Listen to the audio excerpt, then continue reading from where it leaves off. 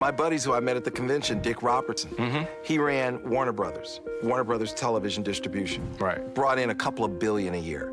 So I'm out at his beach house in Malibu, and we're out on his deck, and we're looking out at the ocean, drinking lemonade, and he's got a couple of labs, and I'm petting the labs, and he just casually says to me, yeah, you know that television show, that once-a-week, one-hour TV show that we syndicate called HBO Comedy Hour, where they would take comedians doing their specials?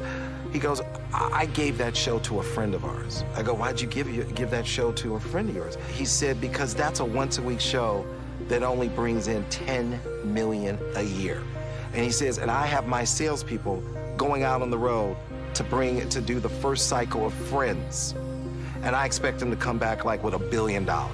And I don't want them, he said, quote, messing around with a once-a-week show that only brings in 10 million a year. And you was like, And I said, wow, okay. And I went home, and the next day I started my company from my dining room table selling a once-a-week, one-hour show, chasing a once-a-week, one-hour show that could bring in 10 million a year.